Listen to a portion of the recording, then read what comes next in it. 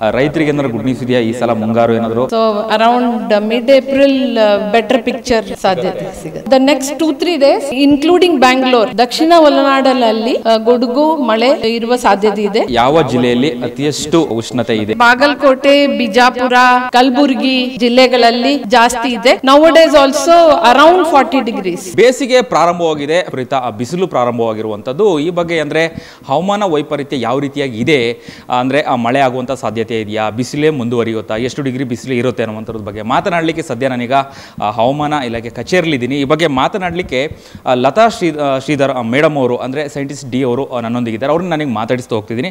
Madam, ಬೇಸಿಗೆ ಪ್ರಾರಂಭವಾಗಿರುವಂಥದ್ದು ಏನು ಹೇಳಲಿಕ್ಕೆ ಬಯಸ್ತೀರಾ? ಹೇಗಿದೆ ಪ್ರೆಸೆಂಟ್ ರಿಪೋರ್ಟ್ ಏನಿದೆ ಅಂತ?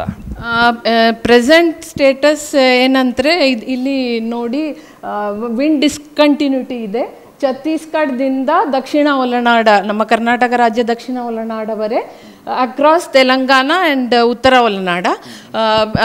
ಬಿಕಾಸ್ ಆಫ್ ದ್ಯಾಟ್ ದಿಸ್ ಗುಡುಗು ಮಿಂಚು ಮಳೆ ಬರುತ್ತೆ. ಇವತ್ತುದಿಂದ 7 ಡೇಸ್ ಈ ಥರ ವಾತಾವರಣ ಇರುತ್ತೆ. ಬಿಕಾಸ್ ಆಫ್ ದ್ಯಾಟ್ ಸ್ವಲ್ಪ ಈ ಗರಿಷ್ಠ ಉಷ್ಣಾಂಶದಲ್ಲಿ ಸ್ವಲ್ಪ ಕಡಿಮೆ ಬರುತ್ತೆ, ಕನಿಷ್ಠ ಉಷ್ಣಾಂಶದಲ್ಲಿ ಜಾಸ್ತಿ ಬದಲಾವಣೆ ಇರಲ್ಲ.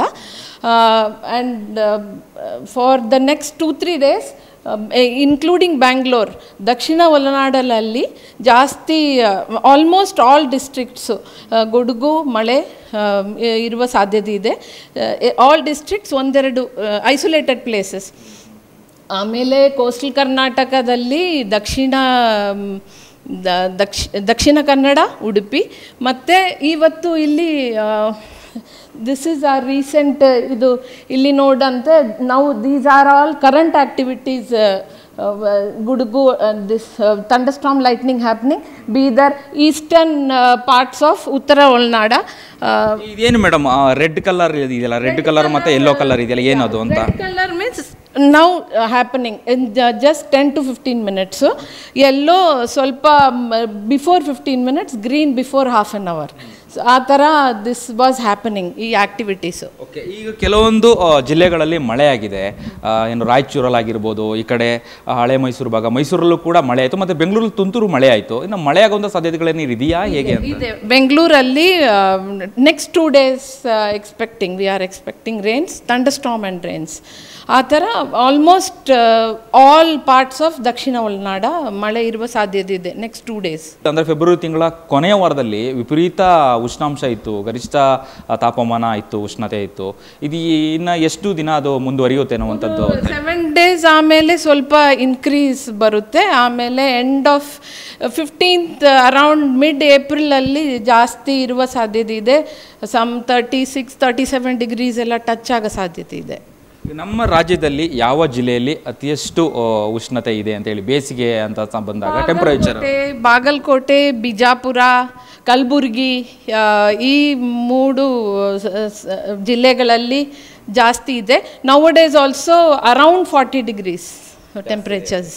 ಇನ್ನು ಕಡಿಮೆ ಉಷ್ಣತೆ ಇರುವಂಥದ್ದು, ಬಿಸಿಲು ಎಲ್ಲ ಕಡೆನೂ ಇದೆ, ಇರೋದ್ರಲ್ಲಿ ಕಡಿಮೆ ಉಷ್ಣತೆ ಯಾವ ಜಿಲ್ಲೆಯಲ್ಲಿ ಇದೆ ಅನ್ನುವಂಥದ್ದು? ಆಲ್ಮೋಸ್ಟ್ ಯಾವ್ದು ಜಿಲ್ಲೆಯಲ್ಲಿ ಮಳೆ ಬರುತ್ತೋ ಅಲ್ಲಿ ಕಡಿಮೆ ಟೆಂಪರರಿಲಿ ಕಡಿಮೆ ಆಗೋ ಸಾಧ್ಯತೆ ಇದೆ. ಆಮೇಲೆ ಮಳೆ ನಿನ್ಬಿಟ್ಟು ಇನ್ಕ್ರೀಸ್ ಆಗುತ್ತೆ. Around next after 7 days and all increase expected. Okay, ಇನ್ನು ಹವಾಮಾನ ಅಂತೇಳಿ ಬಂದಾಗ ರೈತರು ಆಕಾಶವನ್ನು ನೋಡ್ತಾರೆ. ಅಂದರೆ ಮಳೆ ಯಾವಾಗ ಬರುತ್ತೆ, ಯಾವಾಗ ನಮಗೆ ಫಸಲು ಚೆನ್ನಾಗಿ ಬರುತ್ತೆ ಅನ್ನುವಂಥದ್ದು. ರೈತರಿಗೆ ಏನಾದರೂ ಗುಡ್ ನ್ಯೂಸ್ ಇದೆಯಾ ಈ ಸಲ ಮುಂಗಾರು ಏನಾದರೂ ಬೇಗ ಬರುವಂಥ ಸಾಧ್ಯತೆ ಇದೆಯಾ, ಹೇಗೆ ಅಂತ? ಅದು now it is too early. So around mid April long range forecast ಬರುತ್ತೆ ನಮ್ಮ ಜೂನ್ ಟು ಸೆಪ್ಟೆಂಬರ್ ರೈನ್ಫಾಲ್ಗೋಸ್ಕರ. So around mid April better picture ಸಾಧ್ಯತೆ ಸಿಗುತ್ತೆ. ಆಮೇಲೆ ಜಾಸ್ತಿ ಉಷ್ಣಾಂಶ ಇದ್ದರೆ, ಅಂದರೆ ಬೇಸಿಗೆ ಬಿಸಿಲು ಜಾಸ್ತಿ ಇದ್ದರೆ ಮಳೆ ಜಾಸ್ತಿ ಬರುತ್ತೆ ಅಂತ ಹೇಳ್ತಾರೆ. ನಿಜನಾ ಅದು, ಏನು ಅಂತ ಹೇಳಿ? ಇದು ಬಿಸಿಲು ಜಾಸ್ತಿ ಬಂತ ಗಾಳಿ ಜಾಸ್ತಿ ಬರುತ್ತೆ. ನೌಡೇಸ್ ಆಲ್ಸೋ ಗಸ್ಟಿ ವಿಂಡ್ಸ್ ವಾರ್ನಿಂಗ್ಸು ಕೊಟ್ಟಿದೆ ನಮ್ಮದು 30-40 km/h, ಸಮ್ ಪ್ಲೇಸಸ್ 40-50 km/h.